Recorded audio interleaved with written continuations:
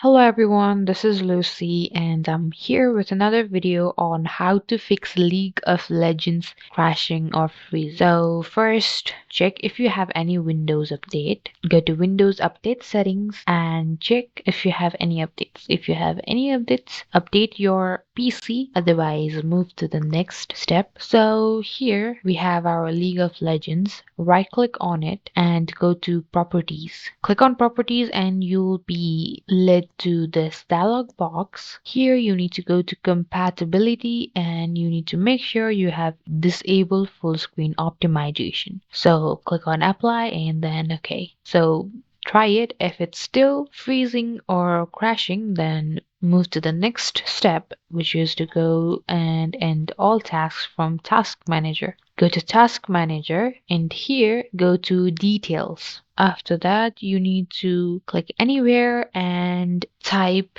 AL. So if there are any League of Legends application or anything opened, then you just need to click on End Task. So if it hasn't, then just click on Vanguard, search for Vanguard. Then if there is any Vanguard applicable, just click on End Task. So now again, check if your League of Legends is crashing or not. If it's still crashing, then you just need to go to your installed apps. Here you need to search for Vanguard.